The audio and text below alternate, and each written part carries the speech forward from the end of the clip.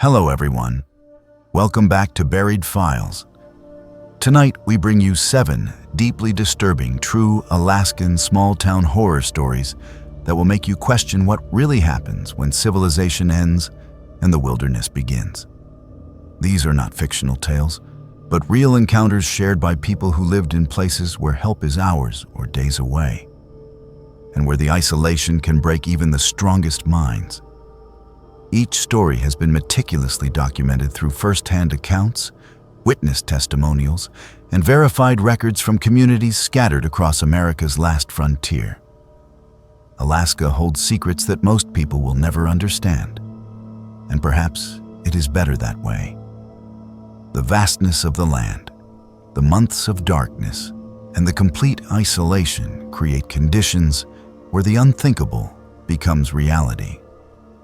If you enjoy authentic horror content rooted in true events that will keep you awake at night, subscribe to Buried Files and hit the notification bell so you never miss our latest investigations into the darkest corners of human experience.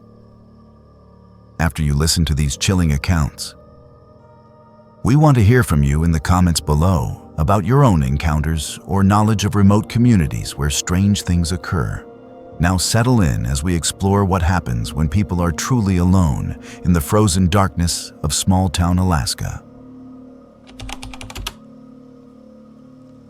Samuel was a 45-year-old mechanic who had lived in the remote Alaskan village of Kivalina his entire life. The population never exceeded 200 souls, and everyone knew everyone else's business. The village sat on a narrow barrier island, surrounded by the Chukchi Sea on one side and a lagoon on the other, with the nearest road system over 60 miles away across frozen tundra.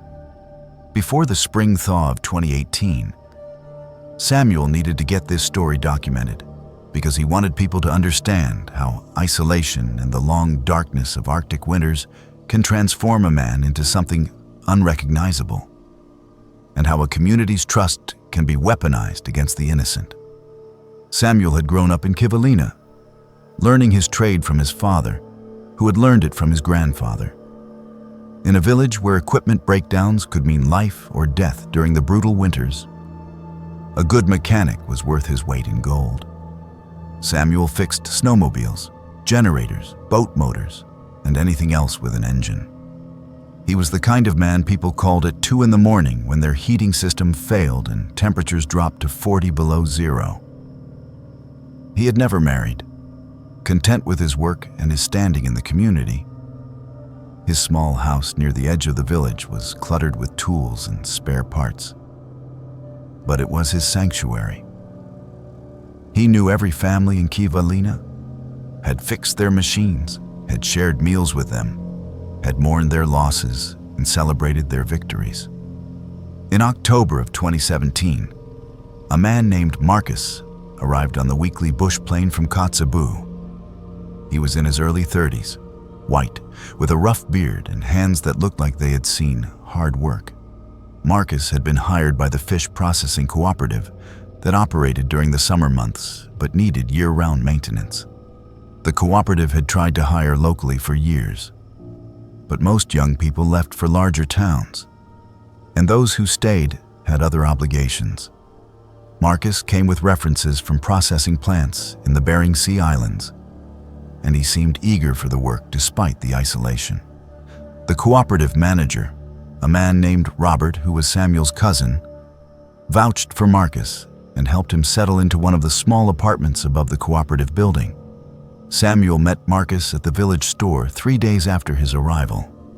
It was already dark by 4 in the afternoon, and the temperature had dropped below zero.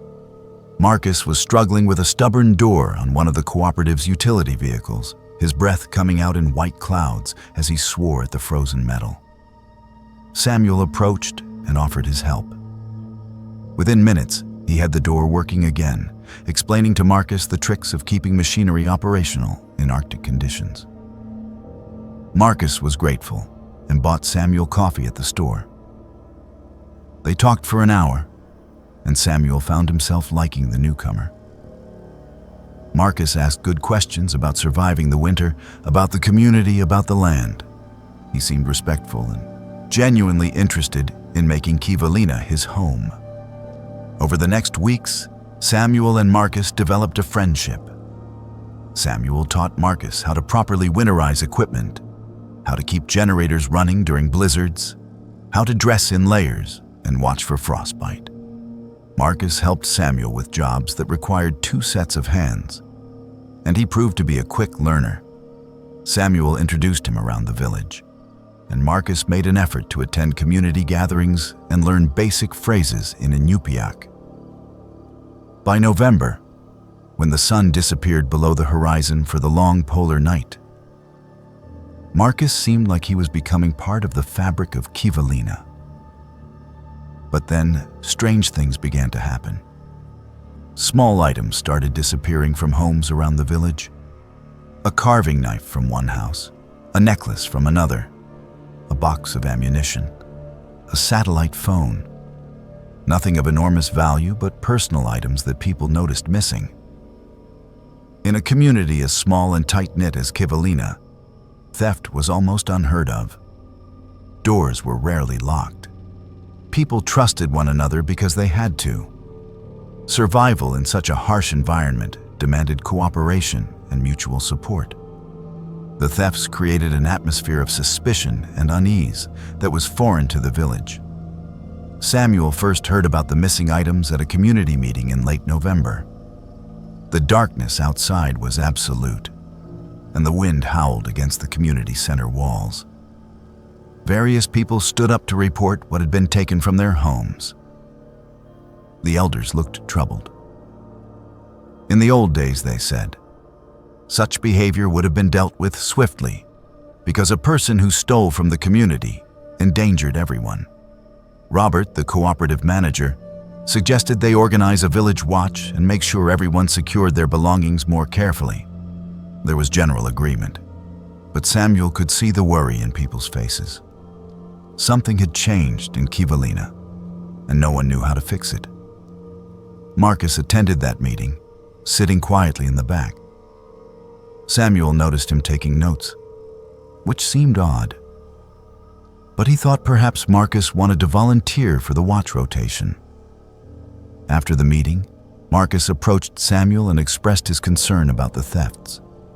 He said he hoped the village would catch whoever was responsible because it made him uncomfortable knowing there was a thief among them. Samuel agreed, though he found something slightly off about Marcus's tone. He could not quite identify what bothered him, so he dismissed it as his own paranoia brought on by the situation. December arrived, and the thefts continued despite the village watch. More items disappeared, and the tension in Kivalina grew thicker. People began locking their doors for the first time in years. Neighbors who had been friends for decades looked at each other with suspicion. The darkness and the cold seemed to press in harder, and Samuel noticed that people were not gathering as much in the evenings. The social fabric of the village was fraying, and he felt powerless to stop it. Then, in mid-December, everything changed for Samuel. He returned home one evening after working on a generator at the school to find Robert and 2 other village council members waiting outside his house. The temperature was 30 below, and their faces were grim. Robert explained that several people had come forward with concerns about Samuel. They had noticed him near their homes around the times when items went missing. One person claimed to have seen Samuel acting suspiciously near a window. Another said Samuel had been asking unusual questions about what people kept in their homes. The evidence was circumstantial but troubling, and the council needed to search Samuel's house and workshop. Samuel stood in the frozen darkness, too shocked to speak. These were people he had known his entire life. People whose equipment he had fixed countless times, whose children he had helped, whose trust he thought was unshakable. He tried to explain that he often walked around the village at odd hours because he was frequently called out for emergency repairs. but he could see the doubt in their eyes. The long darkness and the stress of the thefts had created an atmosphere where reason was overwhelmed by fear and suspicion. He had no choice but to allow the search. They found nothing in his house, but in his workshop, tucked in a toolbox he rarely used, they discovered several of the missing items: the carving knife, the necklace, the ammunition. Samuel stared at the items in disbelief. He had never seen them before. He tried to explain that someone must have planted them, but his protests sounded weak even to his own ears. Why would anyone frame him? What motive could there be? The council members looked at him with a mixture of disappointment and anger. Robert, his own cousin, turned away without meeting his eyes. They confiscated the stolen items and told Samuel he was to remain in his house except for essential travel while they decided what to do. In a village with no police force and no easy way to contact outside authorities during the winter, justice was handled internally. Samuel spent the next days in a kind of hell. He could not eat or sleep. He ran through every interaction he had with people in the village, trying to understand how this had happened. He thought about Marcus, about how the newcomer had taken such an interest in Samuel's routines and work schedule. He remembered Marcus asking about different homes, about who lived where, about the layout of the village. At the time, it had seemed like normal curiosity from someone trying to learn his new community. Now, those questions took on a darker significance. On the third day of his confinement, during a brief period when the wind died down, Samuel decided he had to investigate. If he was going to clear his name, he would have to find evidence himself. He waited until late evening, when most people were in their homes, and made his way to the cooperative building where Marcus lived. The temperature had dropped to 40 below, and the ice fog that sometimes formed in extreme cold hung in the air, reducing visibility to a few feet. Samuel reached the building without being seen and quietly climbed the exterior stairs to Marcus's apartment. The door was locked, but Samuel had helped install the locks when the apartments were renovated years ago. He knew their weaknesses. Using a thin piece of metal from his pocket, he manipulated the mechanism and eased the door open. Inside, the apartment was warm and dimly lit by a single lamp. Marcus was not home, probably working late at the processing plant. Samuel moved quickly, searching through drawers and closets with the practiced efficiency of someone who knew how to find things in cluttered spaces. In the bedroom closet, beneath a loose floorboard, Samuel found a backpack. Inside were more of the missing items from around the village: tools, jewelry, personal papers, photographs. There was also a laptop computer, which seemed out of place among the other items. Samuel opened it and found it was not password protected. What he discovered made his blood run cold despite the warm air in the apartment. Marcus had files documenting his time in Kivalina and in other remote villages across Alaska and northern Canada. He had a pattern. He would arrive in an isolated community, establish himself as a trustworthy member, then begin a systematic campaign of theft and psychological manipulation. But the thefts were not about the value of the items. They were about creating chaos and distrust. Marcus kept detailed notes about the social structures of each community, about who trusted whom, about the fault lines that could be exploited. In Kivalina, he had identified Samuel as the perfect scapegoat because of his access to homes, his solitary nature, and his position of trust. There were photographs of other villages, other victims who had been framed for Marcus's thefts. Some of the notes suggested that Marcus had successfully destroyed the social cohesion of entire communities, turning neighbor against neighbor until the villages essentially ceased to function. He documented it all with a clinical detachment that was profoundly disturbing. There were also references to criminal charges he had fled in the lower 48 states, to restraining orders and accusations of stalking. Marcus was a predator who had found that remote Alaskan villages provided perfect hunting grounds because they were isolated, because they had limited law enforcement, and because the people were trusting by necessity. Samuel photographed everything with his phone, his hands shaking with a mixture of fear and rage. He replaced the backpack exactly as he had found it and left the apartment, making sure to lock the door behind him. Outside, the cold hit him like a physical blow, but he barely noticed. He went directly to Robert's house and knocked on the door until his cousin answered. In Robert's warm kitchen, with Robert's wife and teenage son present as witnesses, Samuel showed them what he had found. He watched Robert's face change as he scrolled through the photographs on Samuel's phone, watched the realization dawn that they had been manipulated by someone who understood exactly how to exploit their trust and their isolation. Robert immediately called an emergency council meeting, and within an hour, most of the village leadership was gathered. The decision was made to confront Marcus immediately. They could not risk him discovering that Samuel had found the evidence and fleeing on the next plane. A group of men, including Samuel and Robert, went to the processing plant where Marcus was working the night shift. When they entered, Marcus looked up from the equipment he was servicing and immediately understood that something had changed. He tried to run, but there was nowhere to go. The building was surrounded by men who knew the village intimately, and outside there was only frozen darkness and deadly cold. They brought Marcus to the community center and showed him the evidence. At first he denied everything, but faced with the photographs and the testimony of Samuel, his denials became less convincing. Finally, as the night wore on and the entire village gathered to hear what had happened, Marcus's facade cracked.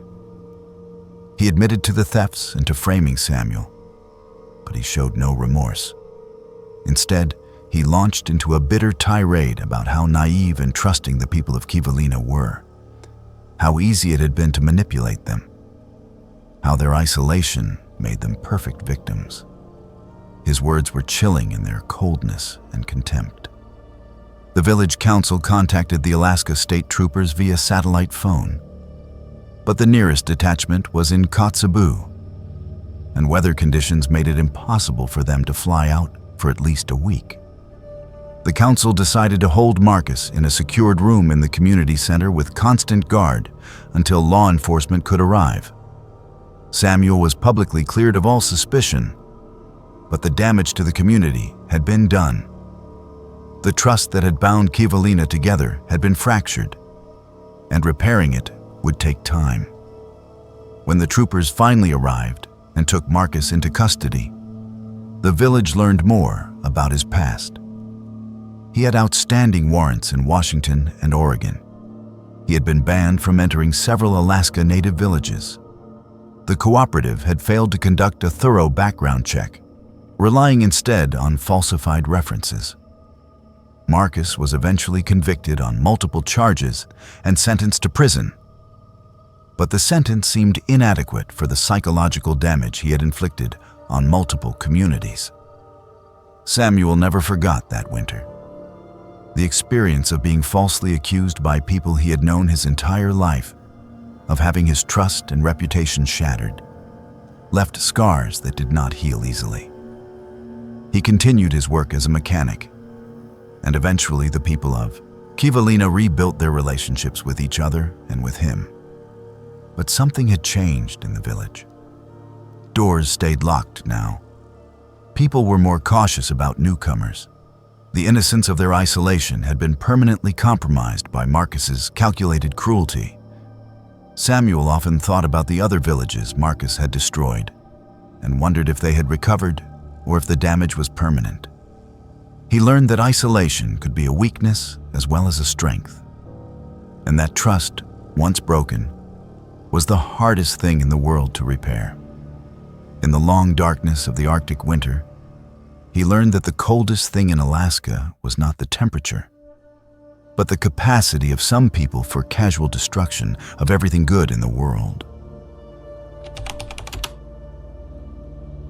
This all occurred 3 winters ago, when Aria was working as a seasonal employee at a remote hunting lodge, accessible only by bush plane. To give background, Aria was a 28-year-old from Washington State who had taken the job to escape problems back home and experience true Alaskan wilderness. She had gone through a difficult divorce and needed distance from everything familiar. The advertisement for the position had promised adventure, good pay, and the kind of solitude that could help a person reset their life. What it did not mention was that isolation could become a prison, and that being cut off from civilization meant being cut off from help. The lodge was called Denali Ridge Outfitters, though it was nowhere near Denali. It sat at mile 147 on a defunct mining road that had not been maintained in decades. The road was impassable for most of the year, eroded by permafrost heave and reclaimed by wilderness. The only reliable access was by float plane in summer or ski plane in winter. The lodge catered to wealthy hunters who paid premium prices for guided expeditions after moose, caribou, and the occasional grizzly bear. During the peak season from August through October, the place employed a dozen guides, cooks, and support staff. But in the off-season, only a skeleton crew remained to maintain the property and prepare for the next year. Aria arrived in late October, just as the last of the hunting clients departed and the lakes were beginning to freeze. The owner, a man named Gerald Hutchins, picked her up himself in his Super Cub. Gerald was in his early 60s, weathered and lean, with the confident manner of someone who had spent decades in the wilderness. He had built the lodge with his own hands 30 years earlier and had a reputation as one of the best hunting guides in the state. During the flight, he pointed out landmarks and told stories about successful hunts and close encounters with wildlife. Aria found him charming and knowledgeable, exactly the kind of Alaskan character she had hoped to meet. The lodge itself was impressive, a massive log structure with soaring ceilings and trophy mounts covering the walls. There was a commercial kitchen, a great room with a stone fireplace, and individual guest cabins scattered around the main building. Solar panels and a diesel generator provided power, and water came from a well. For the winter, the staff would consist of just 4 people. There was Gerald, Aria, and 2 men named Tom and Steve who handled maintenance and firewood. Tom and Steve lived in a cabin about a quarter mile from the main lodge, while Aria had a small room in the staff wing of the main building. Gerald had his own quarters on the opposite side. The first weeks went smoothly. Aria's job involved deep cleaning the guest cabins, organizing supplies, updating the booking system, and helping prepare meals.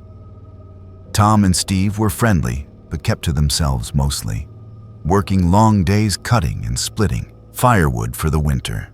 Gerald was an attentive employer, making sure Aria had everything she needed and teaching her about the systems that kept the lodge running. He shared meals with the staff and told stories about his years in Alaska, about close calls with bears, about rescuing stranded hunters, about the challenges of building a business in such a remote location. But Aria began to notice things that made her uncomfortable. Gerald paid particular attention to her during meals, asking personal questions about her divorce and her reasons for leaving Washington. At first, she thought he was just being friendly, making conversation to break up the monotony of winter. But his questions became more probing, more focused on her emotional vulnerabilities. He asked about her relationship with her ex-husband, about whether she was lonely, about what she was looking for in Alaska. She tried to deflect with vague answers, but Gerald seemed to take her reluctance as a challenge. He also began finding reasons for them to work together on projects. he needed help inventorying the trophy room. He wanted her opinion on rearranging the furniture in the great room. He asked her to assist him with maintaining the generator, claiming he wanted her to know how everything worked in case of emergency. During these times, he would stand closer than necessary, would touch her arm or shoulder when making a point, would hold eye contact just a fraction too long. Aria recognized the pattern from her marriage, the gradual erosion of boundaries disguised as mentorship or friendship. In early November, Tom and Steve flew out to Fairbanks for supplies and to visit family before winter fully set in.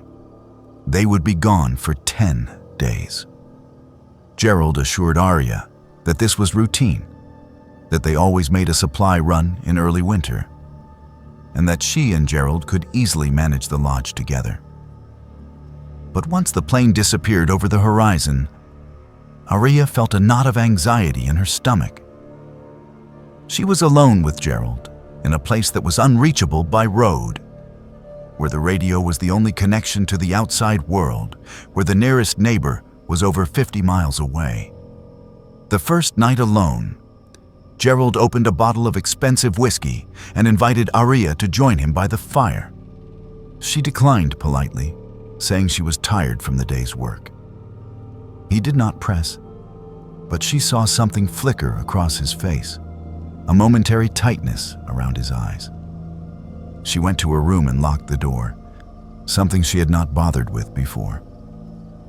She lay awake for hours, listening to the sounds of the lodge settling and the wind outside. The next morning, Gerald's demeanor had changed. He was not overtly hostile, but the friendly charm had evaporated.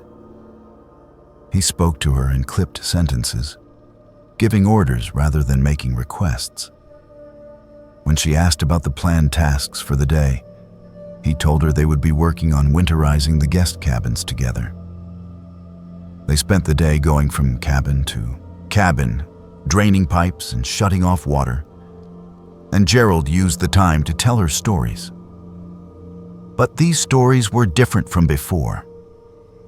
They were about hunters who had violated game laws, about men who had gotten away with things in the wilderness that would have landed them in prison elsewhere. He talked about how Alaska was the last place where a person could truly live by their own rules, where the weakness of civilization did not apply. One story in particular chilled Aria. Gerald described a hunter who had accidentally shot and killed another member of his party. According to Gerald, the man had simply buried the body in a remote location and reported that his companion had wandered off and gotten lost. No body was ever found, no charges were filed, and the man continued hunting in Alaska for years afterward. Gerald told this story with a casual tone that suggested he admired the hunter's ruthlessness. Aria asked if the story was true, and Gerald smiled and said that in Alaska, truth was whatever you could make people believe. That night, Aria tried to use the satellite phone to call her sister in Seattle, but she found that the phone was not working. She checked the equipment and discovered that the battery had been removed. She went to Gerald's office to ask about it, and he told her that he had removed the battery to preserve its life for emergencies. He would reinstall it if she needed to make a call, but he wanted to know who she was calling and why. The implication was clear. Her communication with the outside world was now subject to his permission. Aria realized she was in serious danger. She considered her options carefully. Tom and Steve would not return for another 8 days. Even if she could get the radio working, calling for help would mean admitting her suspicions, which were based on implications and uncomfortable feelings rather than overt threats.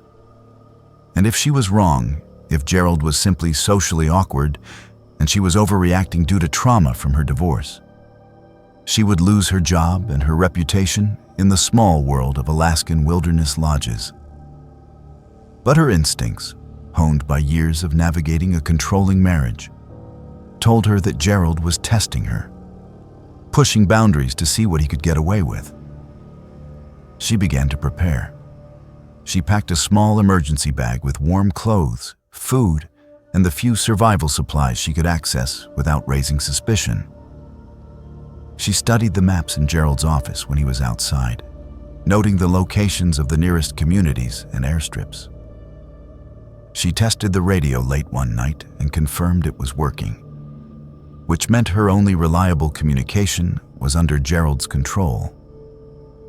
She also began noticing things around the lodge that she had missed before.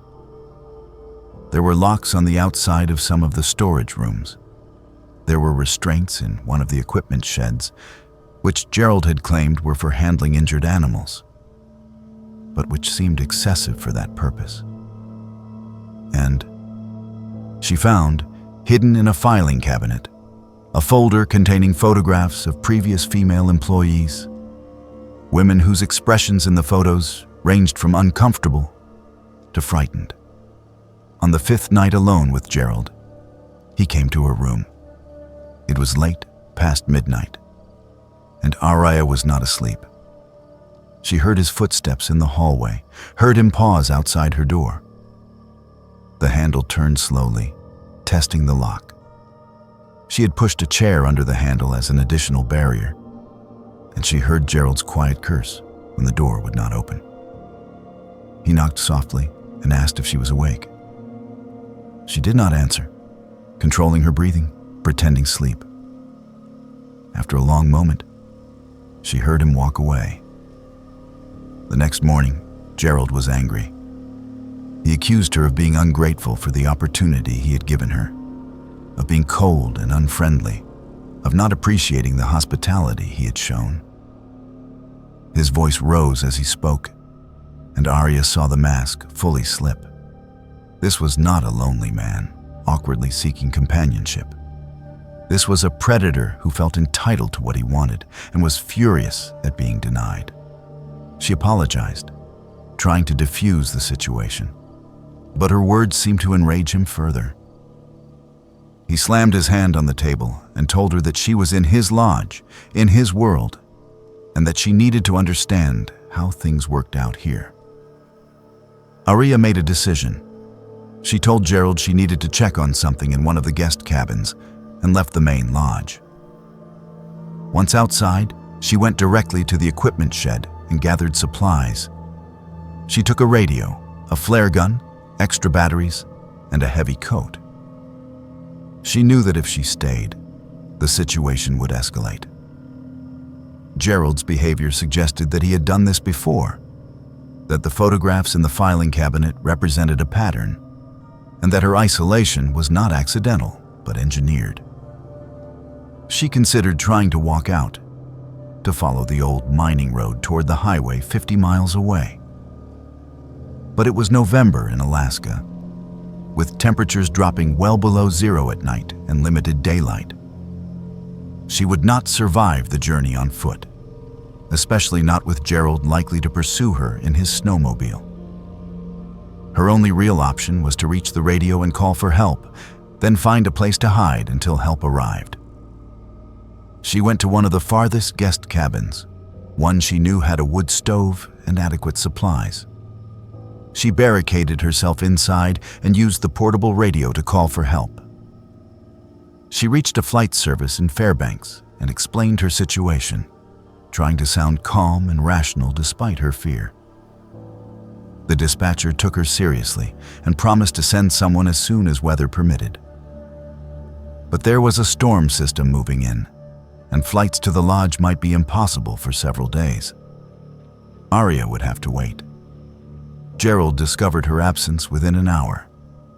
She heard his snowmobile moving around the property, heard him calling her name. His tone shifted from concerned to angry to threatening. He knew she had taken the radio. He shouted that she was being foolish, that she would freeze if she tried to run, that he owned every building on the property and she had nowhere to go.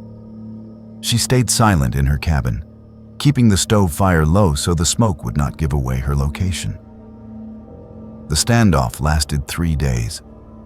Arya rationed her food and kept the cabin warm enough to survive, but not comfortable. She heard Gerald moving around periodically, heard him trying different cabins. On the second day, Tom and Steve returned early from Fairbanks, brought back by the flight service dispatcher who had called them. They confronted Gerald, and Aria heard the argument from her hiding place.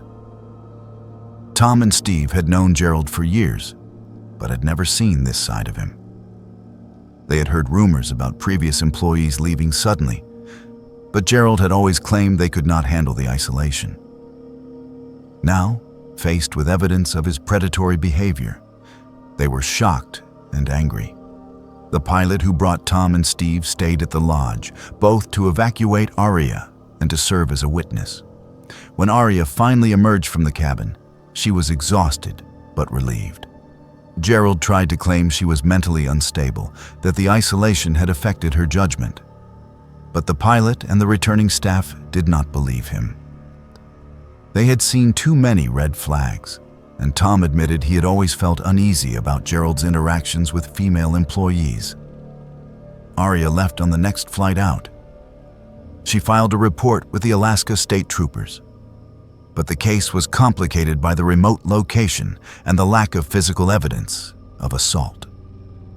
Gerald had been careful, never crossing certain lines, always maintaining plausible deniability. The investigation revealed that at least 4 previous female employees had left suddenly under similar circumstances, but none had filed formal complaints. Gerald lost his business eventually, not from legal consequences, but from reputation damage. Word spread in the small world of Alaskan hunting lodges, and clients stopped booking with him.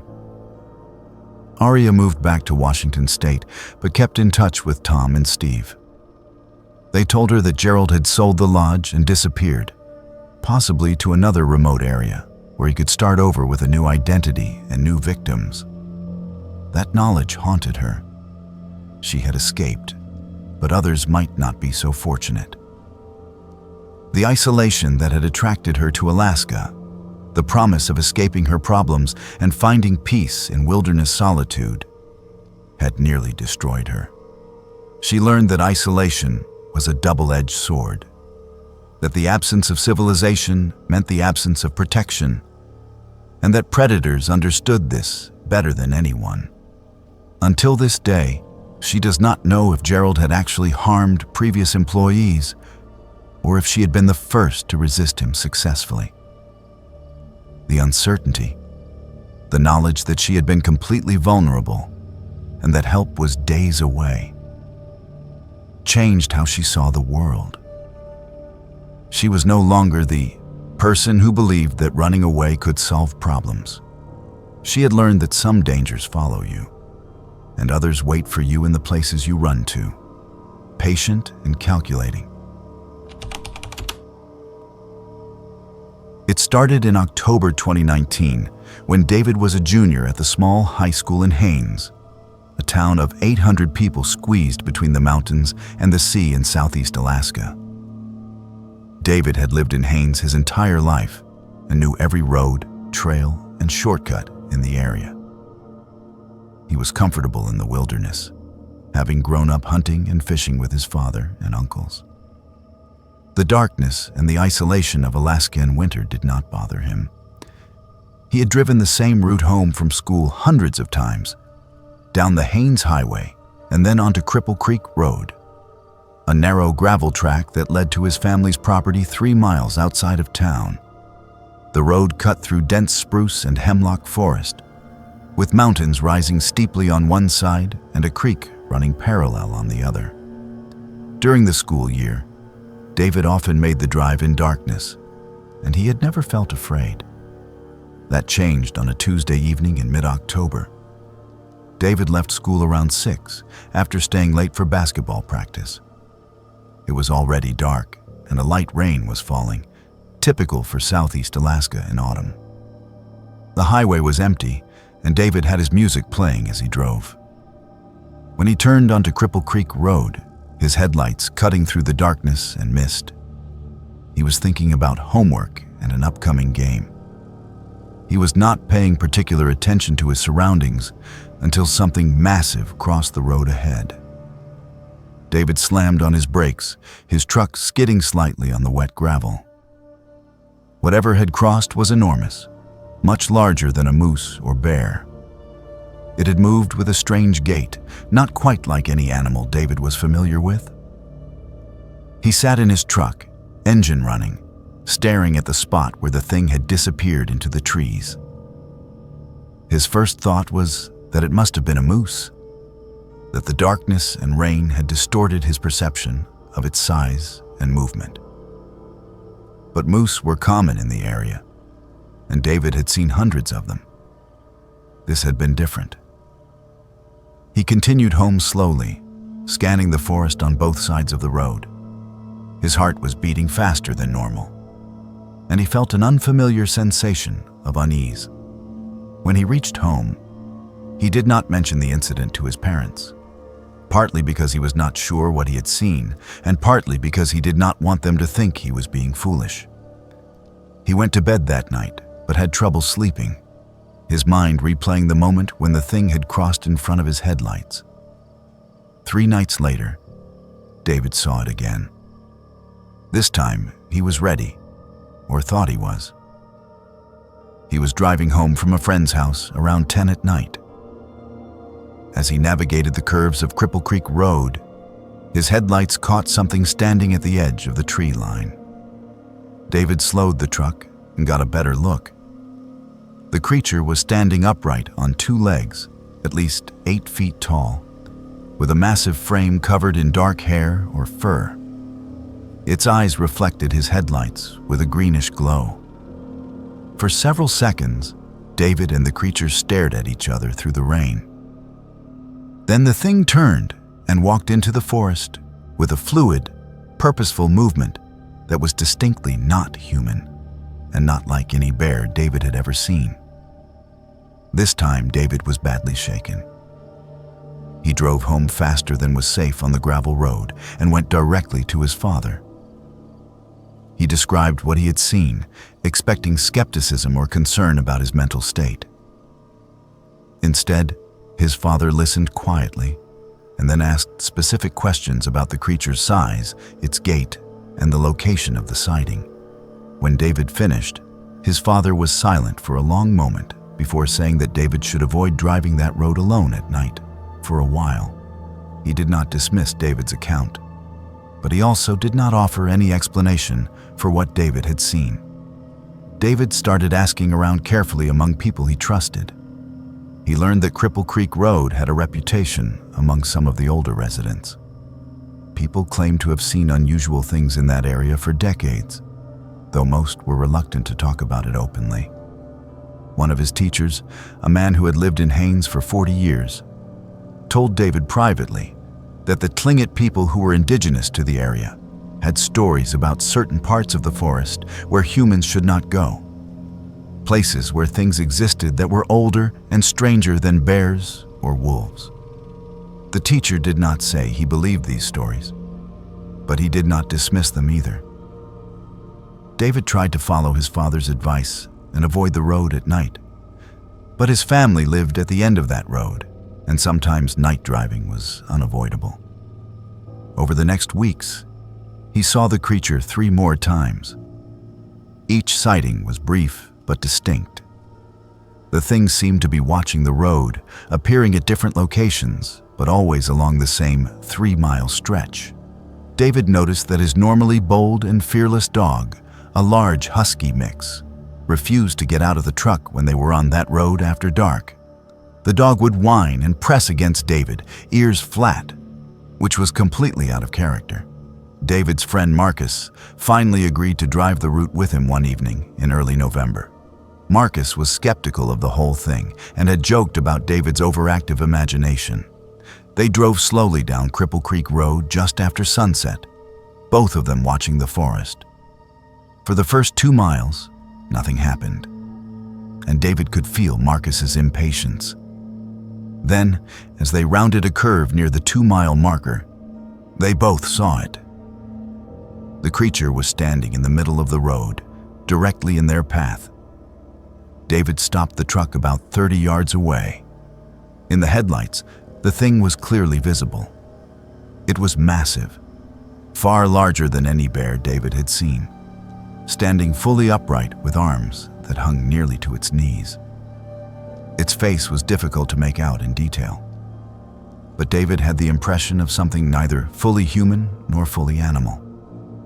The creature made no sound, did not threaten them, but simply stood there as if asserting its presence. Then, with shocking speed, it moved toward the truck. David threw the vehicle in reverse and backed up rapidly, nearly losing control on the narrow road. When he looked forward again, the creature had vanished into the forest. Marcus was pale and silent. When they reached David's house, Marcus said he needed to go home immediately. He never spoke about what they had seen, and when David tried to bring it up later, Marcus changed the subject. But David noticed that Marcus stopped making jokes about imagination and started taking a different route when he needed to visit David's family. The sightings continued throughout the winter. David saw the creature at least a dozen more times over the next months, always in the same general area, always at night or during the dim light of winter afternoons. Sometimes it was at a distance, moving through the trees parallel to the road. Other times it was closer, standing and watching as David drove past. He developed a routine of driving that stretch as quickly as safety allowed, never stopping, never lingering. His dog's reaction became more extreme, the animal refusing to eat before trips down that road and shaking uncontrollably whenever they approached the area. In February, David came home from basketball practice to find tracks in the snow around his family's property. The tracks were enormous, at least 18 inches long, showing a human-like foot structure but much larger and with visible claw marks. The tracks circled the house, approached the windows, and led to the tree line where they disappeared. David's father photographed the tracks and reported them to Alaska Fish and Game, claiming they were unusual bear tracks. An officer came out and looked at them, but seemed puzzled. He said they did not match any bear tracks he was familiar with, but offered no alternative explanation. That night, David heard something walking around the outside of the house. The footsteps were heavy, deliberate, and stopped directly outside his bedroom window. He could hear breathing, deep and slow, on the other side of the glass. His dog was in the room with him, pressed under the bed, whimpering. David lay frozen, not wanting to look at the window, terrified of what he might see if he did. After what felt like hours but was probably only minutes, the footsteps moved away. In the morning, there were new tracks in the snow, and several large branches had been broken off trees near the house, something that would have required enormous strength. David's parents finally agreed that they needed to take the situation seriously. His father contacted some of the elders in the Tlingit community and asked for advice. They performed a ceremony on the property, though they would not explain to David exactly what it involved or what it was meant to accomplish. They told David's family that they had been living in a place where they were not alone, where something old had territory that included their land, and that respect and caution were necessary. After the ceremony, the direct approaches to the house stopped, but David continued to see the creature on Cripple Creek Road. It was always there, watching, a presence that had claimed that stretch of forest as its own. David graduated from high school that spring and left Haines for college in Anchorage. He was relieved to leave, though he felt guilty about abandoning his parents to that isolated property. His parents eventually sold the land and moved closer to town, though they never explained their decision to relatives who asked. David is now 23 and living in Anchorage, working as a surveyor for a natural resource company. His job sometimes takes him to remote areas, and he has learned to trust his instincts about places that feel wrong, places where the wilderness seems to be watching. He has researched similar sightings across Alaska and the Pacific Northwest, and has found that he is far from alone in his experience.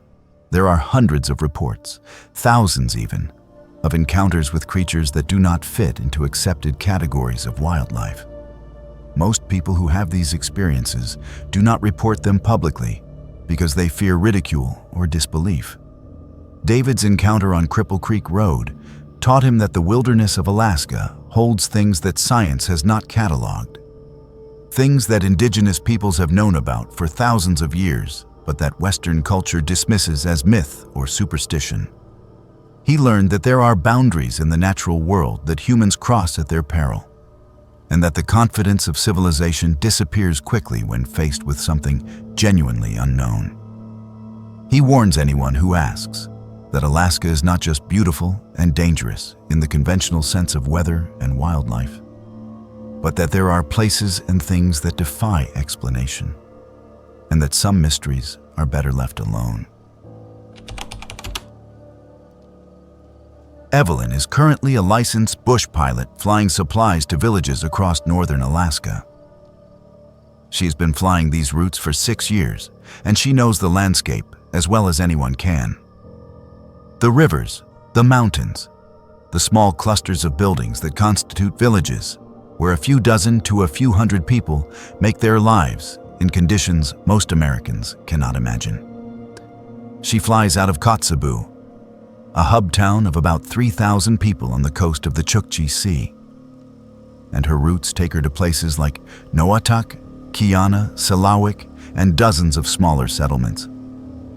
She flies mail, medicine, food, fuel, and occasionally passengers. Her Cessna 206 is equipped with both wheels and skis, allowing her to land on gravel strips in summer and frozen lakes in winter. The work is demanding and dangerous, with weather that can turn deadly in minutes, but Evelyn loves it. She feels most alive when she is alone in her plane, navigating by landmarks and instinct, bringing supplies that people depend on for survival. In March of 2023, something happened that Evelyn still cannot explain. She was flying her regular route from Kotzebue to Noatak, a village of about 500 people roughly 50 miles inland. The weather was clear with good visibility, which was a blessing in late winter when storms could strand villages for days. She had flown this route hundreds of times and could navigate it in her sleep. Her radio was tuned to the standard aviation frequency, monitoring traffic and weather reports. About halfway to Noatak, she heard something unusual on the radio. A voice, distorted by static but clearly human, was calling for help. The transmission was weak and intermittent, but Evelyn could make out enough to understand that someone was in distress. The voice was male, panicked, and speaking English with what sounded like a mid-century accent. He was saying that his plane had gone down, that he was injured, that he needed rescue immediately. He provided coordinates, which Evelyn quickly wrote down on her kneeboard. The coordinates placed the crash site about 20 miles north of her current position, in an area of tundra and small lakes. Evelyn tried to respond, asking for more information, asking the pilot to repeat his location and describe his condition. But her transmissions seemed to go unheard. The distressed pilot continued calling for help, repeating the same information, as if he could not hear anyone trying to reach him. Evelyn made a decision. She diverted from her route and headed toward the coordinates. If someone had crashed and survived, time would be critical. In the March cold, exposure could kill in hours. She climbed to get a better view of the terrain and scanned for any sign of a downed aircraft. The coordinates led her to a series of small frozen lakes surrounded by low hills. She circled the area multiple times, flying low and slow, looking for wreckage, for any disturbance in the snow, for smoke or any sign of human presence. She saw nothing. The landscape was pristine and empty, showing no evidence of a crash. She tried again to contact the distressed pilot, but now the transmission had stopped entirely. Her radio was silent except for the normal traffic from other pilots and air traffic control. Evelyn expanded her search pattern, thinking perhaps the pilot's coordinates had been inaccurate due to stress or injury. She spent an additional 30 minutes searching before her fuel reserves forced her to continue to no attack. She reported the incident to authorities as soon as she landed, providing the coordinates and describing what she had heard. Alaska state troopers and the Civil Air Patrol were notified, and a search was organized. The search found nothing. No crash site, no wreckage, no emergency locator beacon signal, no tracks, no evidence that any aircraft had been in that area recently. Evelyn was interviewed extensively, and she provided all the details she could remember. The authorities checked records of missing aircraft and found no reports matching the time frame or location. They suggested that Evelyn might have heard an old recording somehow transmitted, or that atmospheric conditions had caused her to receive a transmission from far away, or that equipment malfunction had created the sounds she interpreted as a distress call. Evelyn listened to their explanations, but did not find them convincing. She knew what she had heard, and it had been a real person in real distress. A week later, Evelyn heard the transmission again. She was flying a different route, heading east toward Bettles, when the same voice came over her radio. The same panicked tone, the same plea for help, the same coordinates.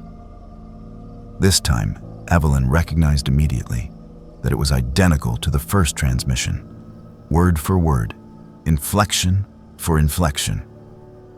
It was as if the same moment in time was repeating. She recorded the transmission on her phone, holding it near the radio speaker. When it ended, she again tried to respond and again received no acknowledgement. She was closer to the coordinates this time, only about 15 miles away, and she diverted to investigate. Once again, she found nothing. Over the next months, Evelyn heard the transmission 7 more times. It always occurred when she was flying in the northern region, always within a 50-mile radius of the original coordinates. Other pilots began reporting the same phenomenon. At least 5 other bush pilots came forward to say they had heard the distress call and had either searched for the source or reported it to authorities. None had found anything. The transmissions always contained the same message, always provided the same coordinates, and always cut off after about 2 minutes. Evelyn became obsessed with understanding what was happening. She researched the history of aviation accidents in the region and discovered something disturbing. In January of 1952, a bush pilot named Robert McKinley disappeared while flying from Kotzebue to Noatak. His plane, a Piper Super Cub, was never found despite extensive searches. McKinley had been an experienced pilot, well liked in the community, and his disappearance had been a major tragedy. Records from the search indicated that searchers had focused on an area roughly 20 miles north of the route, near a series of small lakes. The description matched the coordinates from the distress transmission. Evelyn obtained a photograph of McKinley from historical archives and showed it to an elderly man in Kotzebue who had known him. The man described McKinley's voice and manner of speaking. When Evelyn played her recording of the distress transmission, the man went pale. He said it sounded exactly like McKinley, down to specific phrases and the slight accent that indicated McKinley had grown up in the Midwest before coming to Alaska. But this seemed impossible. Radio equipment from 1952 could not still be transmitting, and even if it could, why would it broadcast the same message repeatedly over 7 decades? Evelyn submitted her recordings to the Federal Aviation Administration and to researchers at the University of Alaska who studied atmospheric phenomena. The FAA acknowledged receiving her report, but offered no explanation beyond suggesting equipment malfunction or unusual signal propagation. the university researchers were more interested and conducted their own investigation. They confirmed that multiple pilots had reported the same phenomenon, and that the transmissions were real, not hallucinations or equipment failure. But they could not explain the source or mechanism. One researcher suggested that certain atmospheric conditions in the Arctic might create a kind of electromagnetic recording that could replay under specific circumstances. But this was purely theoretical and had no scientific basis. The story began to spread through the small world of Alaska bush pilots. Some dismissed it as a ghost story, others as a hoax. But many took it seriously because they knew the pilots who had heard the transmissions and trusted their professionalism. Evelyn found herself at the center of something that made her deeply uncomfortable. She was a practical person, trained in the hard realities of aviation and wilderness survival. She did not believe in the supernatural, but she also could not deny what she and others had experienced. In August of 2024, a group of researchers and volunteers conducted a ground search of the area around the coordinates. They used metal detectors, ground-penetrating radar, and drones equipped with cameras. They searched for 2 weeks in difficult terrain. On the 13th day, they found wreckage. It was buried in a depression between two hills, covered by decades of vegetation and soil accumulation. The wreckage was from a Piper Super Cub, and the tail number matched Robert McKinley's missing aircraft. Human remains were found in the cockpit, along with a radio that had been keyed in the transmit position as if McKinley had been calling for help when he died. The discovery provided some answers, but raised more questions. The radio had been transmitting when the crash occurred in 1952. But standard radio equipment cannot broadcast for decades without power. The plane's battery would have died within days or weeks at most. Yet multiple pilots had heard transmissions that seemed to originate from that location, transmissions that matched McKinley's voice and included accurate coordinates for the crash site. Experts who examined the wreckage could not explain how the radio could have continued functioning or how the signal could have persisted for over 70 years. Evelyn attended McKinley's burial service in Kotzebue, where his remains were finally laid to rest after 7 decades. The community honored him as one of the pioneering bush pilots who had built Alaska's aviation network. Evelyn felt a sense of closure, though the mystery of the transmissions remained unsolved. She continued to fly her routes, and occasionally she still heard the distress call on her radio. But after McKinley's burial, the transmissions became less frequent. Other pilots reported the same pattern. It was as if McKinley's message had finally been received, his location found, and his story completed. Evelyn does not claim to understand what happened. She knows that there are phenomena in the world that science cannot yet explain, and that Alaska, with its vast distances and extreme conditions, seems to generate more than its share of such mysteries. She knows that the radio transmissions were real, that they led to the discovery of McKinley's crash site, and that multiple witnesses corroborated every aspect of the story. She has stopped trying to convince skeptics and instead focuses on her work, flying supplies to remote villages and watching the landscape for anything unusual. She has learned that the wilderness keeps its secrets carefully, revealing them only when and how it chooses, and that sometimes the boundary between the explicable and the impossible is thinner than anyone wants to believe. Joseph was a 32-year-old teacher who had moved to Alaska 4 years before this incident. He had taken a position in a predominantly native village where he was one of only 3 non-native residents. The village, which he would later decline to name publicly out of respect for the community, had a population of about 150 people and was located in the interior, accessible only by boat in summer and snow machine or small plane in winter. Joseph had grown up in suburban Massachusetts and had studied education at the University of Vermont. He had come to Alaska seeking purpose and adventure, wanting to make a difference in a place where good teachers were desperately needed. The first years had been challenging but rewarding. He learned to live without running water in winter, to split wood for heat, to navigate the complex social dynamics of a small community where everyone was related by blood or marriage. Joseph had worked hard to earn the trust of the village. He respected the culture, attended community gatherings, learned basic phrases in the local Athabaskan language, and most importantly, he listened. The elders began to accept him, sharing stories and teachings that outsiders rarely heard. Joseph felt privileged to be included, to witness traditions that stretched back thousands of years. He taught English, math, and science to students ranging from kindergarten through 8th grade, and he loved the work despite the difficulties. The school was small, resources were limited, and many students struggled with issues stemming from poverty and historical trauma. But Joseph believed he was making a difference, that his presence mattered.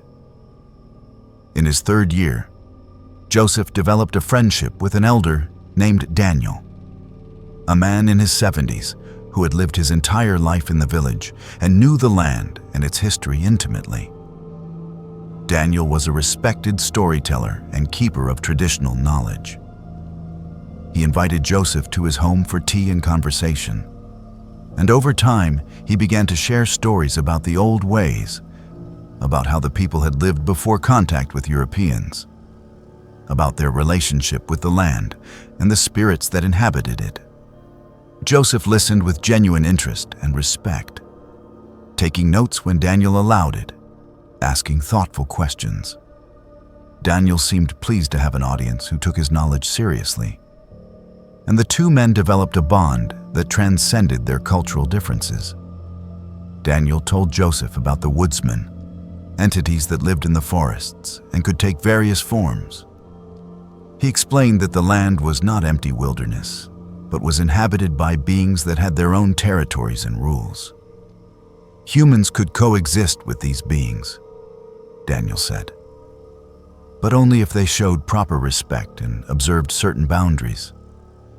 There were places where humans should not go, times when the forest should be left alone, protocols for hunting and fishing that were not just practical, but spiritual. Joseph found these stories fascinating from an anthropological perspective, though he did not actually believe in the existence of supernatural entities. He thought of them as cultural metaphors, ways of encoding practical survival knowledge and environmental ethics in narrative form. Daniel seemed to sense Joseph's skepticism, but did not challenge it directly. Instead, he told Joseph about specific locations around the village that should be avoided, particularly after dark. He described signs that indicated the presence of something dangerous, changes in animal behavior or unusual sounds, or feelings of being watched. He explained that the darkness between houses, the spaces that were neither fully wild nor fully domesticated, were particularly active places where boundaries blurred and encounters could occur. Joseph thanked Daniel for the information and promised to be respectful. But privately, he thought the warnings were based on superstition and fear of the dark, rather than any real danger. In October of his 4th year, Joseph made a mistake. There was a trail that led from the village to a fishing spot on the river, about 2 miles through forest. The trail passed through an area that Daniel had specifically warned Joseph to avoid after sunset. But Joseph needed exercise and solitude, and the trail was the best place for an evening run. He had run it dozens of times during the summer without incident, and he saw no reason to stop just because the nights were getting longer. He dismissed Daniel's warning as the kind of superstition that he, as an educated person, should not indulge. On a Friday evening in late October, Joseph went for his run. It was already dark by 5 in the afternoon, and the temperature was dropping below freezing. Joseph wore a headlamp and reflective clothing. He started down the trail at his usual pace, enjoying the physical exertion and the quiet of the forest.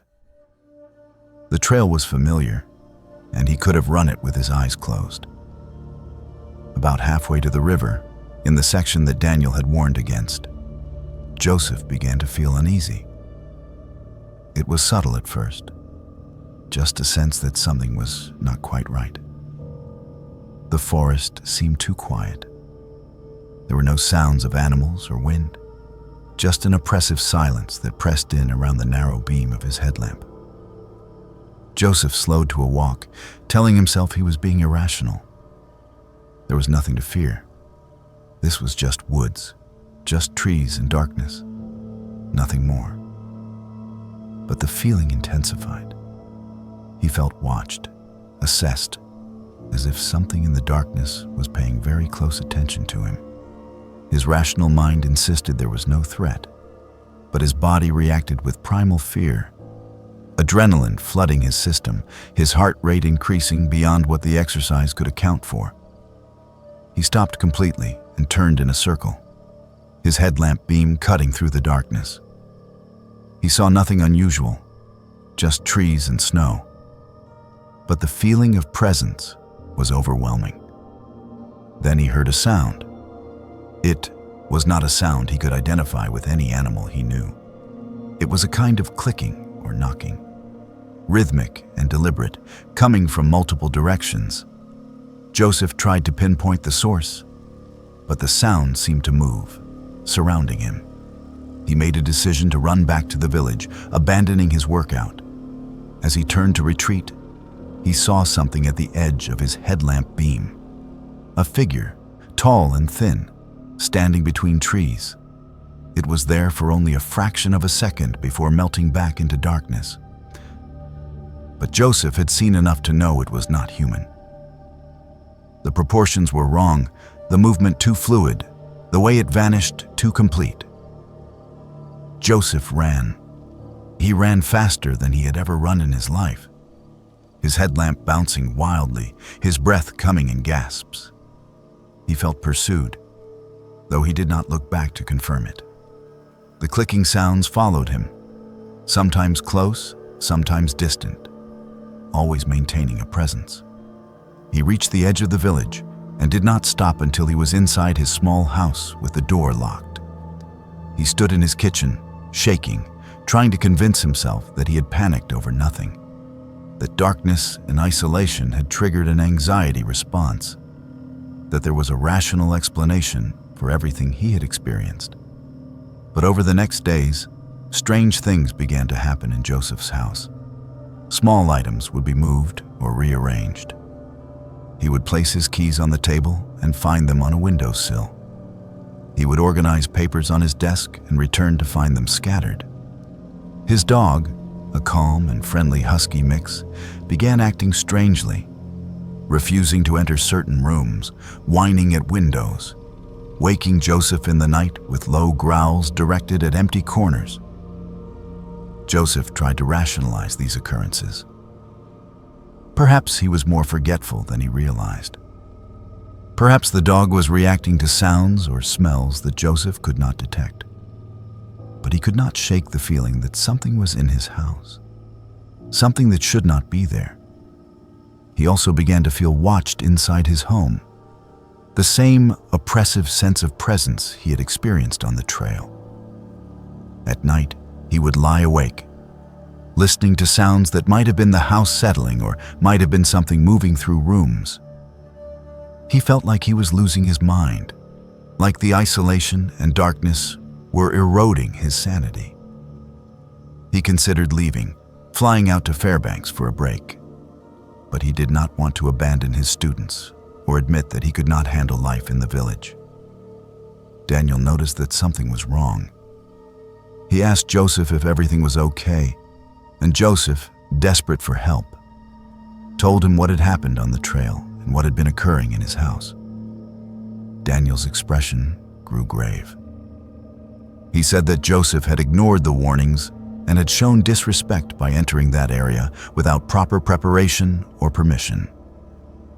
He explained that what Joseph had encountered on the trail had followed him home, that the boundary between Joseph's space and its space had been violated, and that now there was an imbalance that needed to be corrected.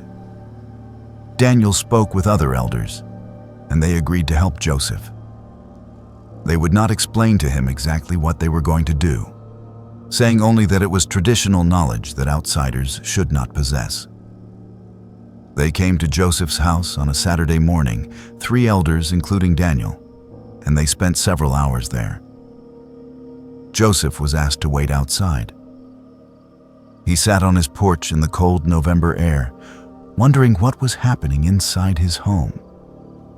He could hear singing or chanting, could smell smoke that was not from his wood stove, could sense activity that he was not privy to. When the elders emerged, Daniel told Joseph that they had addressed the situation, that they had shown proper respect and asked for the imbalance to be corrected. He said that Joseph must also show respect by observing certain rules. He must not run that trail after dark ever again. He must leave offerings at specific locations around the village. He must acknowledge verbally that he shares the land with beings beyond his understanding. Joseph, humbled and frightened, agreed to everything. That night, Joseph experienced something that would fundamentally change his worldview. He woke around 3 in the morning to find his room filled with a presence so powerful and undeniable that his skepticism shattered completely. He could not see anything clearly in the darkness, but he knew with absolute certainty that he was not alone, that something was in the room with him, something aware and intelligent. He felt no threat, but he felt judgment, assessment, a sense of being measured. Then he heard a voice, not in his ears but in his mind, speaking words he could not fully comprehend, but which conveyed a message. He was being allowed to stay, but only if he remembered that he was a guest, that the land was not his, that there were rules older than human civilization, and that respect was not optional, but necessary for survival. The presence faded, and Joseph lay in his bed until dawn, too shaken to move. When morning came, he noticed that the oppressive feeling in his house was gone.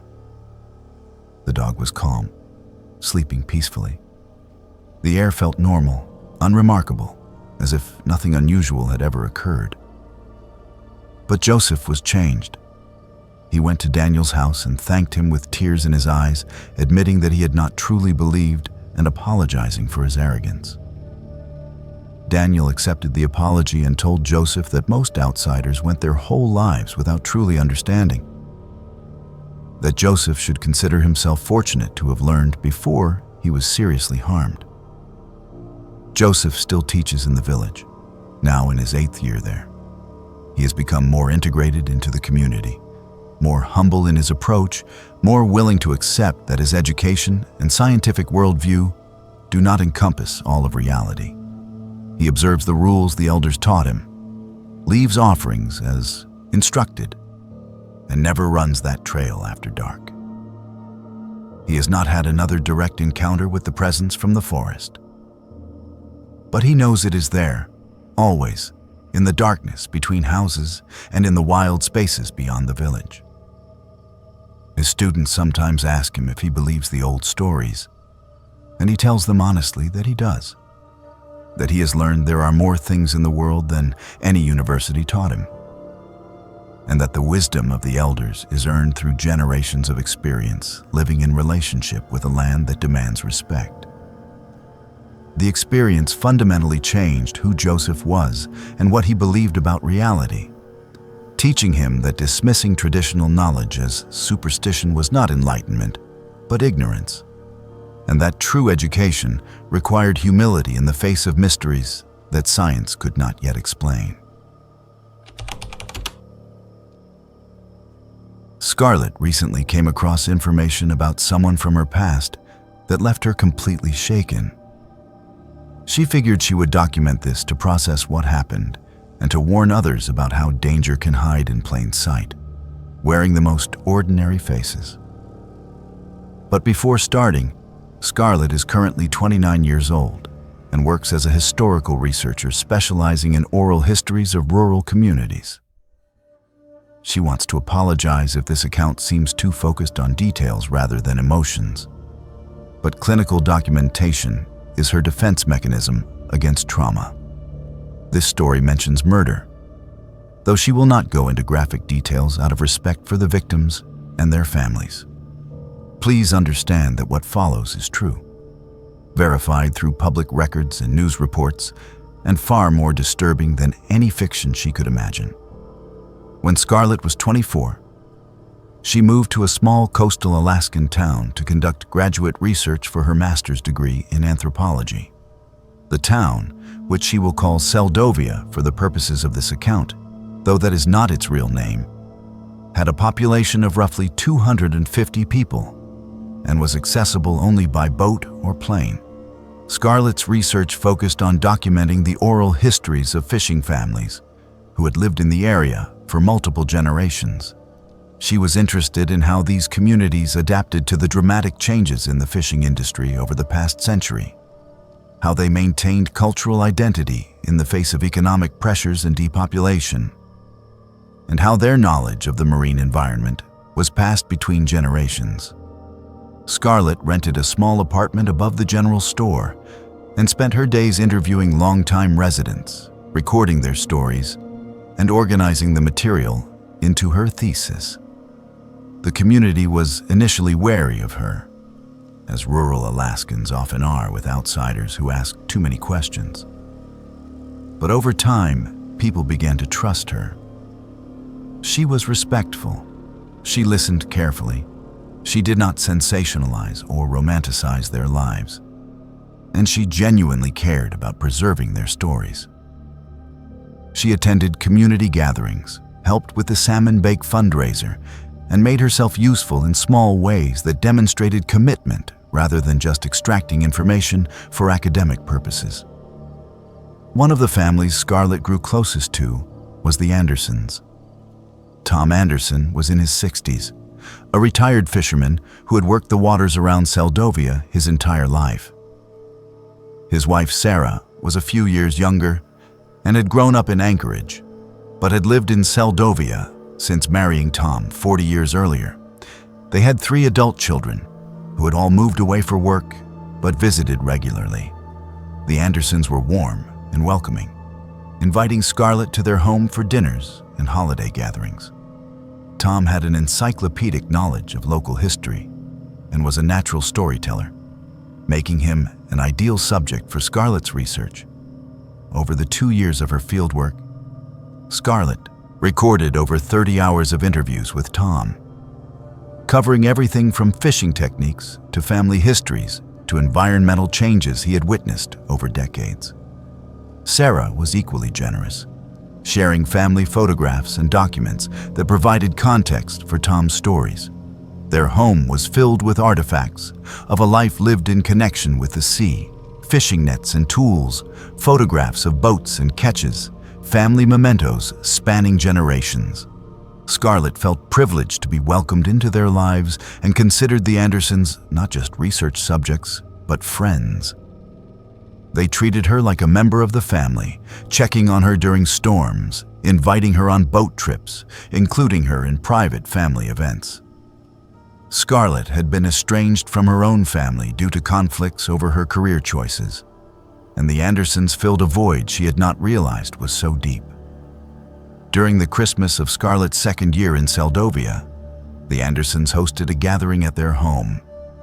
Their children and grandchildren were visiting, along with extended family and friends. Scarlett was invited and felt honored to be included in such an intimate family occasion. It was at this gathering that she met Tom's brother, a man named Raymond, who lived in a remote cabin about 15 miles up the coast. Raymond was in his late 50s, tall and weathered, with the kind of silence that comes from living alone in the wilderness. He made irregular visits to town for supplies, but was largely a hermit, existing on the margins of the community. Tom introduced Scarlett to Raymond with obvious affection, explaining that his brother had chosen a solitary life but was a skilled hunter and fisherman who lived entirely off the land. Raymond shook Scarlett's hand with a grip that was firm but not aggressive, and they exchanged pleasantries. Scarlett asked if she could interview him sometime about his subsistence lifestyle, thinking his perspective would add depth to her research. Raymond seemed flattered by the interest and said she was welcome to visit his cabin any time, that Tom could bring her out by boat when weather permitted. The rest of the evening passed pleasantly, with Raymond contributing occasional comments to conversations, but mostly observing quietly from the periphery. Over the next months, Scarlett did visit Raymond's cabin twice, accompanied by Tom. The cabin was primitive but functional, sitting on a rocky beach with a stunning view of the mountains across the water. Raymond showed her his smokehouse, his food cache elevated on posts to keep it safe from bears, his garden where he grew vegetables during the short summer. He explained his routines and his relationship with the land in simple, direct language. Scarlett recorded these conversations and found them valuable additions to her research. Raymond seemed like a man who had rejected modern complexity in favor of self-reliance and solitude. There was nothing in his demeanor or his environment that struck Scarlett as threatening or unusual beyond his chosen isolation. Scarlett completed her fieldwork in the spring and defended her thesis that summer.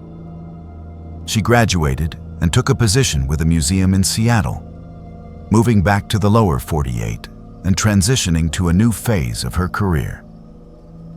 She stayed in touch with the Andersons through occasional emails and phone calls, but the intensity of their relationship naturally diminished with distance. She thought of her time in Seldovia fondly, as a period of growth and discovery, as the beginning of her professional life. She had no reason to think about Raymond specifically, as he had been a minor character in her larger research narrative. 4 years passed. Scarlett was 28 and established in her museum work, curating exhibits and continuing to conduct oral history projects in various communities. One morning, she received an email from a fellow anthropologist who had heard about Scarlett's work in Seldovia. The colleague had sent her a link to a news article with a brief message asking if Scarlett had known the man mentioned in the story. Scarlett opened the link and felt her stomach drop as she read the headline. Raymond Anderson had been arrested for the murder of 2 women whose remains had been discovered on his remote property. The article provided details that made Scarlett's hands shake. Alaska state troopers had received a tip from a pilot who had seen suspicious disturbances on Raymond's property while flying over the area. A search warrant was executed, and investigators discovered human remains buried in various locations around the cabin. Forensic analysis identified the remains as belonging to 2 women who had been reported missing years earlier, one from Anchorage and one from a village on the Kenai Peninsula. Both women had been hitchhiking or traveling alone when they disappeared. Evidence suggested they had been held captive for periods of time before being killed. Raymond was arrested and charged with 2 counts of first-degree murder. Scarlett sat in her office, reading and rereading the article, trying to reconcile the man she had met with the monster described in the news. She had been alone with Raymond, had sat in his cabin recording his voice, had walked around his property while he showed her his subsistence systems. She remembered his hands, the same hands that had shaken hers and had apparently committed unspeakable acts of violence. She thought about Tom and Sarah, about the shock and horror they must be experiencing, about how their family was being torn apart by this revelation. She wanted to reach out to them, but did not know what to say, could not imagine what words would be adequate. The trial occurred the following year. Scarlett followed the news coverage obsessively, learning details she wished she could unlearn. Raymond had lured both women to his cabin under pretenses of offering help or work. The isolation of his location meant that no one heard their screams, that their deaths were slow and cruel, that Raymond had lived with their bodies buried around his property for years without showing any outward signs of guilt. He eventually pled guilty to 2 counts of manslaughter as part of a plea bargain, claiming the deaths were not premeditated, but resulted from situations that escalated beyond his control. The families of the victims protested the reduced charges, but the prosecution accepted the plea to avoid the trauma of a trial. Raymond was sentenced to 30 years in prison. Scarlett attended the sentencing via video conference, watching as Raymond stood before the judge. He looked older, diminished, no longer the self-sufficient hermit, but a shrunken figure in prison clothing. He made a brief statement, apologizing to the families, but offering no real explanation for his actions. Scarlett felt a complicated mix of emotions: anger at Raymond, grief for the victims, guilt over her own inability to see the signs that must have been present, and deep sadness for Tom and Sarah, who had lost their brother to a moral abyss they never suspected existed. In 2024, Scarlett learned through news reports that Raymond had been released early due to prison overcrowding and good behavior. He had served only 15 years of his sentence. Within 3 months of his release, another woman disappeared from a remote area of Alaska. Her body was discovered 6 weeks later, and evidence linked Raymond to her death. He was arrested again and charged with second-degree murder. This time there would be no plea bargain. The prosecution was determined to ensure Raymond would never be released again. Scarlett cannot stop thinking about the victims.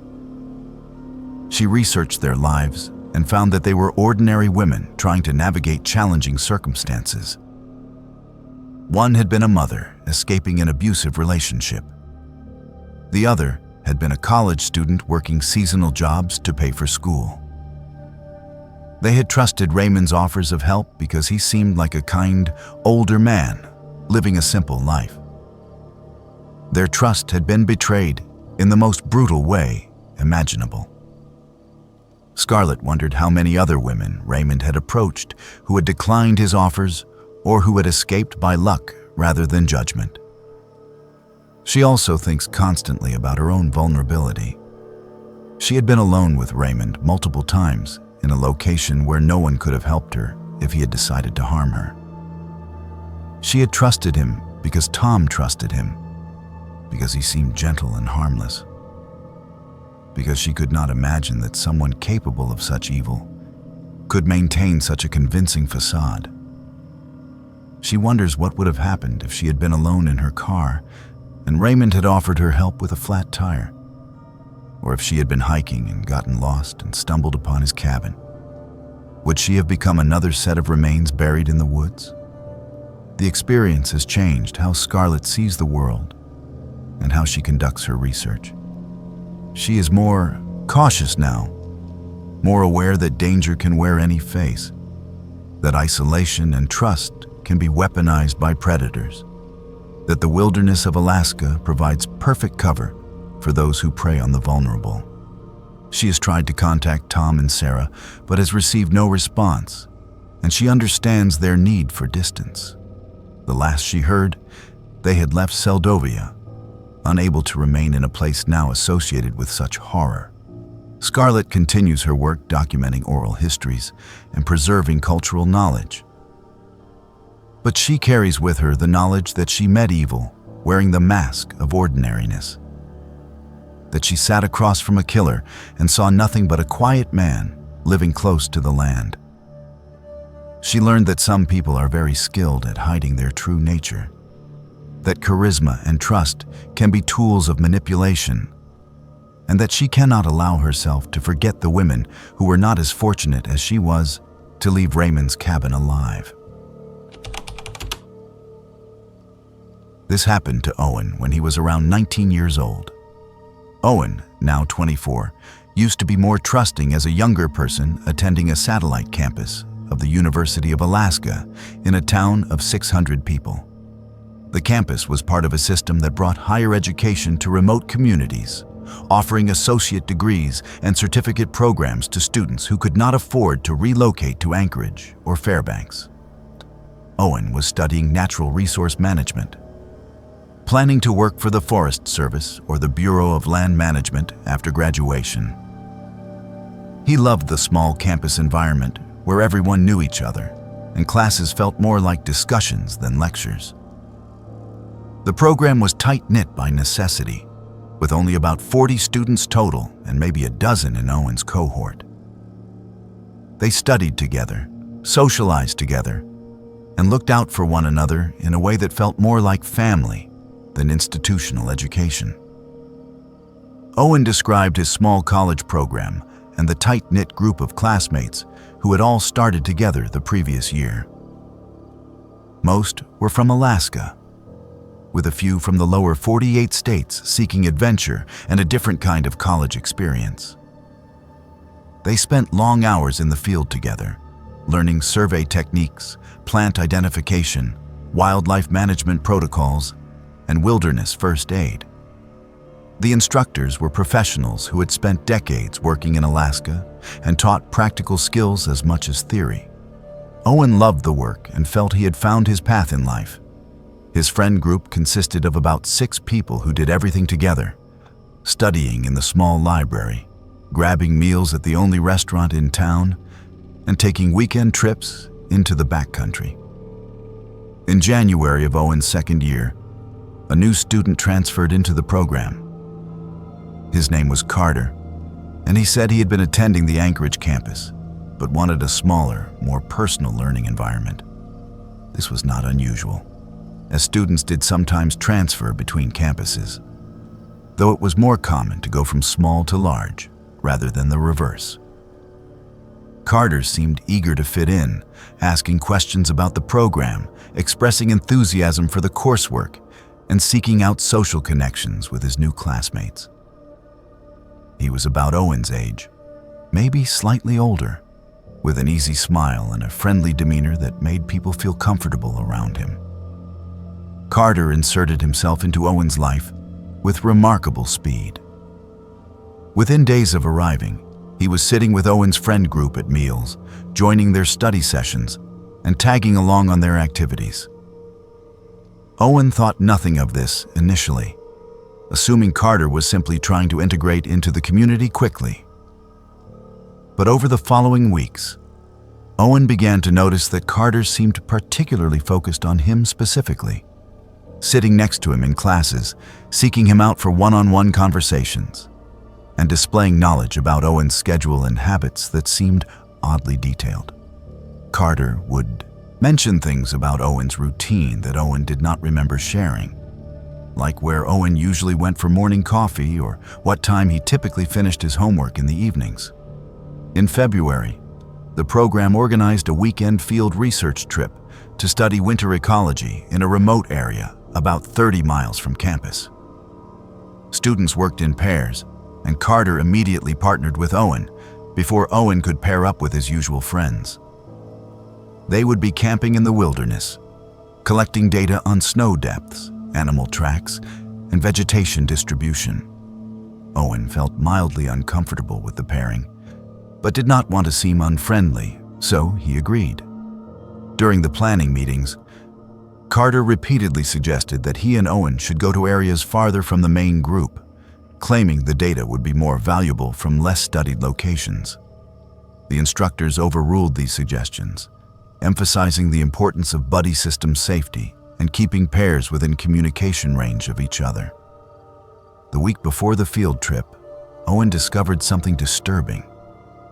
He was working in the computer lab on campus late one evening when he needed to log into his student account from a different computer than he usually used.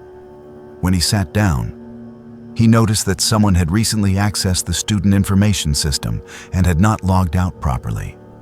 The screen showed student records, including personal information like addresses, phone numbers, and emergency contacts.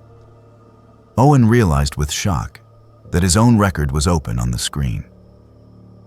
He looked at the browsing history and saw that Carter's account had been used to access not just Owen's information, but records for several other students as well.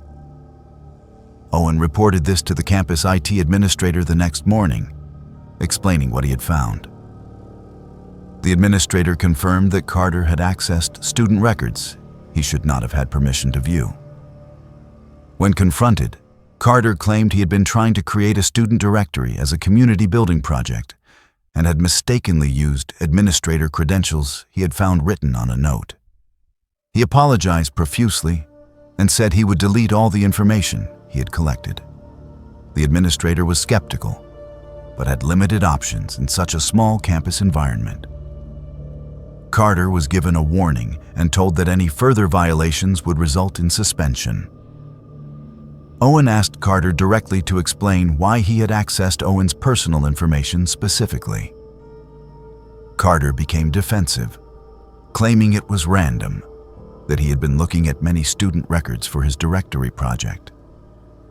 But Owen had seen the screen, had seen his own name prominently displayed, and did not believe the explanation.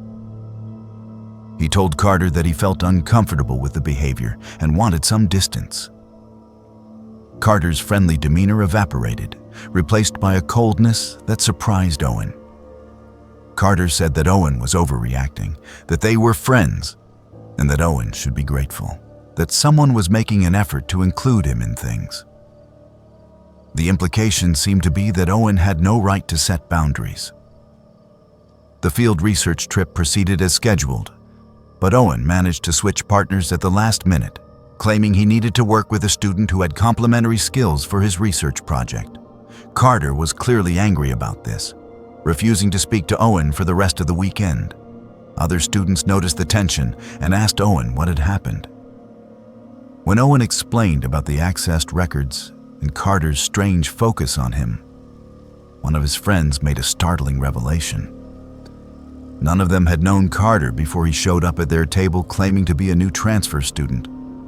They had assumed someone in the group had invited him or that another student had introduced him. But when they compared notes, they realized that Carter had simply appeared one day and inserted himself into their friend group with no actual connection to any of them. Owen went to the program director and requested information about Carter's transfer. The director reviewed the records and confirmed that Carter had transferred from the Anchorage campus. But when they called the Anchorage campus to request his transcripts, they discovered inconsistencies. Carter had been enrolled in Anchorage, but had been asked to leave the program due to behavioral issues involving inappropriate focus on another student.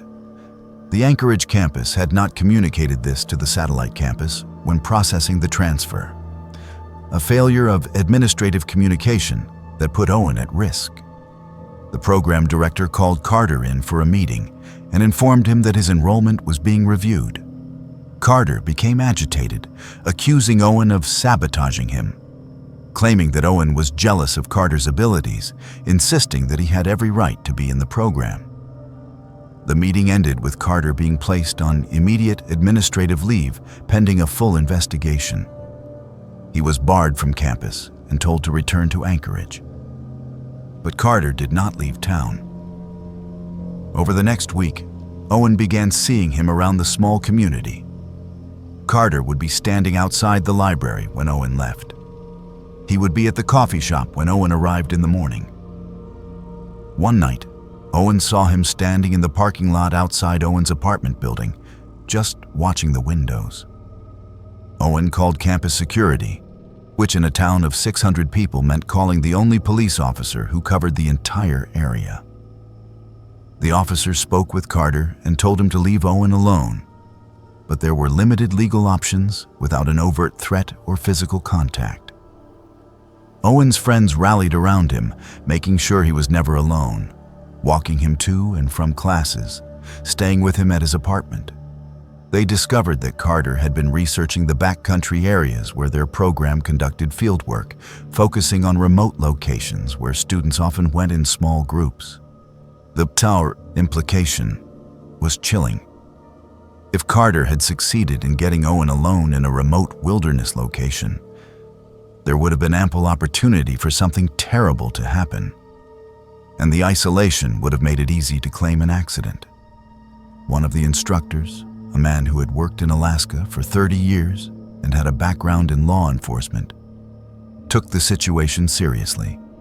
He contacted the Alaska State Troopers and provided them with all the information about Carter's behavior, his access of student records, his focus on Owen, and his refusal to leave town after being dismissed from the program. The trooper investigated and discovered that Carter had a history of similar behavior at 3 other institutions in Alaska and Washington state. He would enroll in programs with small, tight-knit communities, fixate on a particular student, gain access to their personal information, and attempt to engineer situations where he could isolate them. He had never been convicted of any crime, but he had been repeatedly asked to leave programs and had restraining orders filed against him by 2 previous targets. The trooper obtained a restraining order on Owen's behalf and made it clear to Carter that any further contact would result in arrest. Carter finally left the area, and Owen learned later that he had been committed to a psychiatric facility after making threats against staff at his next destination. The experience left Owen shaken and suspicious, no longer the trusting person he had been. He completed his degree, but transferred to the Fairbanks campus for his final year, unable to feel safe in the small town where Carter had stalked him. Owen is now 24 and working as a surveyor for a natural resource company based in Anchorage. His job takes him to remote areas across Alaska, and he has become hypervigilant about safety and awareness. He researches every person he works with, maintains strict boundaries with acquaintances, and never allows himself to be alone with someone he does not know well in an isolated location. He has learned that small communities, while generally safe and supportive, can also become traps when someone predatory enters them. The trust that binds people together in harsh environments can be exploited by those who understand how to mimic trustworthiness. Owen has tried to warn other students about the patterns Carter exhibited, sharing his story through online forums and safety workshops, hoping others will recognize the warning signs before finding themselves in danger. He learned that predators are not always strangers in dark alleys, but can be people who seem normal and friendly, who know how to insert themselves into communities, who study their targets carefully, and who use isolation as a weapon. He blocked the email accounts Carter created years later trying to re-establish contact, and he has accepted that he will never feel entirely safe in remote places. That a part of him will always be scanning for threats, always aware that danger can come from unexpected sources in places where help is far away.